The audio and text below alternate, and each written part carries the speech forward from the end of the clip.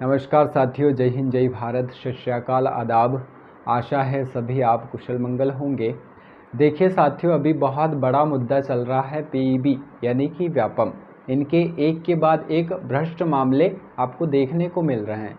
तो साथियों, अभी जो एक मामला आपको देखने को मिला है कि कोई कैंडिडेट जो है उनका मानना है कि मैंने किसी व्यक्ति के मोबाइल में एक स्क्रीनशॉट देखा और वो स्क्रीनशॉट बिल्कुल हूबहू वही था जो एमपी टेट के वर्ग 3 एग्ज़ाम्स का कोई एक शिफ्ट का पेपर था। ठीक है साथियों, तो उस स्क्रीनशॉट को लेकर उसे आधार मानकर पूरे प्रदेश में धरना प्रदर्शन किया जा रहा है, ज्ञापन भी दिया जा रहा है कि एग्ज़ाम को निरस्त कर दिया जाए।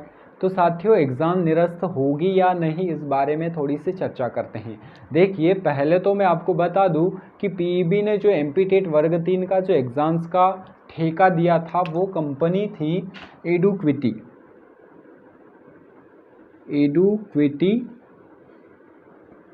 नामक कंपनी को उन्होंने क्या किया कि एग्ज़ाम्स देने के लिए ठेका दिया था। लेकिन केंद्र सरकार का मानना है कि ये जो एडुक्विटी कंपनी है ये इसके लिए अपात्र है, या ये कंपनी जो है वो एग्ज़ाम्स लेने के लिए एलिजिबल नहीं है। केंद्र सरकार ने इस कंपनी को अमान्य कर दिया था। ठीक है, तो इस एडुक्विटी कंपनी ने क्या किया कि जो अपना एग्ज़ाम्स लेने का जो ठेका था मुनाफे के लिए, अपने स्वयं के मुनाफे के लिए इसने क्या किया,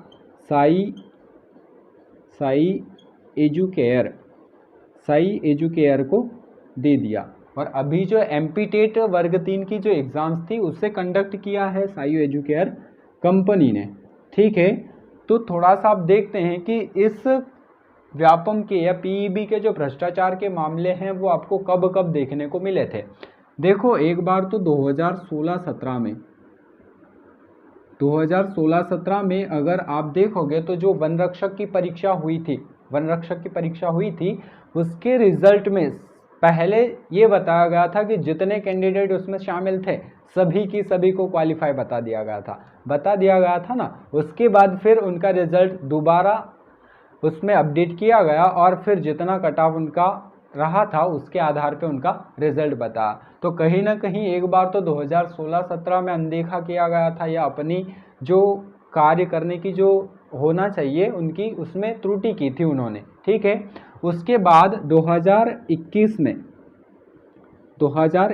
में अगर आप देखोगे तो ग्रामीण कृषि विस्तार अधिकारी की जो परीक्षा हुई थी उसमें भी भ्रष्टाचार का मामला सामने देखने को मिला था। कुछ कैंडिडेट्स ऐसे थे जिन्होंने पर्चा लिख करवाया और उसके बाद वो जो आरोपी थे उनके ऊपर कोई कार्रवाई तो नहीं की गई, लेकिन जो पूरी परीक्षा थी उसको क्या कर दिया गया, रद्द कर दिया गया। ठीक है, अब वही की वही बात 2022 में दोबारा कहाँ देखने को मिल रही है आपको, एमपी टेट वर्ग 3 में, और साथ ही आरक्षक के रिजल्ट में भी, कि जो आरक्षक का रिजल्ट आया था उसमें फीमेल जनरल में किसी फीमेल का सिलेक्शन ना हुआ, ऐसा कुछ कहना पड़ रहा है लोगों का। और कुछ का कहना ये भी है कि एक ही दिन में किसी के 82 प्लस मार्क्स थे और किसी के 50 के नीचे है, उनका भी सिलेक्शन हुआ। तो ये किस प्रकार का या कैसा रिजल्ट शो किया पीईबी ने, इस बात पर बहुत सारे सवाल उठ रहे हैं कि ये हो क्या रहा है, आखिर हो क्या रहा है।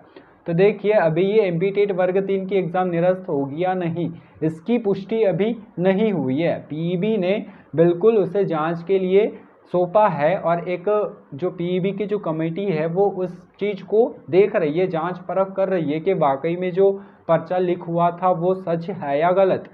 तो इसी आधार पर इस परीक्षा का रद्द करना हो या ना हो ये बात अभी नहीं बताई गई है। अभी 7 दिनों का समय उन्होंने लिया है और इन 7 दिनों के अंतर्गत वो लोग आपको एक न्यूज़ बता देंगे कि क्या है। अगर ये जो मामला था ये सच है तो हाँ, बिल्कुल इस एग्ज़ाम्स को रद्द किया जाएगा। और अगर ये जो मामला है वो कहीं ना कहीं या तो एक सनसनीखेज खबर फैलाने के लिए या फिर अपोजिशन के ज़रिए एक सामने वाली पार्टी को कुछ उल्टे सीधे जो भी मतभेद हो इस मामले में कुछ हो तो ये हो सकता है।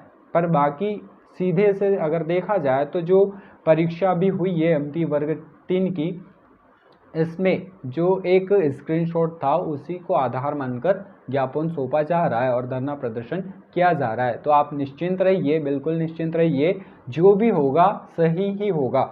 अगर जो था मतलब जो स्क्रीनशॉट आपको मिला, अगर वो स्क्रीनशॉट सच होगा तो 100% है कि आपकी परीक्षा रद्द होना तय है, क्योंकि ग्रामीण कृषि विस्तार अधिकारी की भी परीक्षा रद्द की गई थी, तो ये भी तय है। लेकिन साथियों, रद्द होने के साथ साथ जो आरोपी है उनको कड़ी से कड़ी सजा दी जाए, ताकि अगली बार और युवाओं के साथ ऐसा भविष्य में कोई कारनामा ना हो।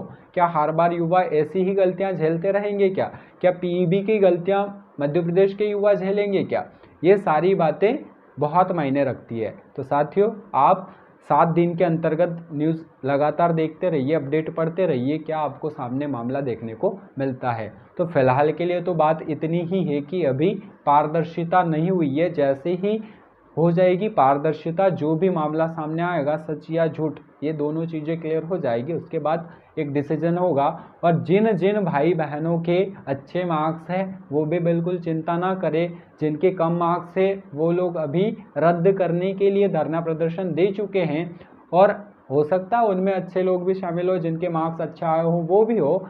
लेकिन एक बात ये है कि आप जब तक किसी चीज़ का प्रूफ नहीं मिल जाए कोई डिसीजन नहीं ले सकते, ठीक है। तो अभी एग्ज़ाम्स निरस्त होगी या नहीं, इस बात पर कोई अभी परिणाम नहीं मिला है हमें। 7 दिनों के अंतर्गत ये परिणाम मिल जाएगा, ठीक है साथियों। तो इसी प्रकार की और नई अपडेट देखने के लिए आप लगातार बने रहिएगा चैनल पर, आपको एक के बाद एक लगातार अपडेट दिए जाएंगे। तब तक के लिए साथियों, जय हिंद, जय भारत।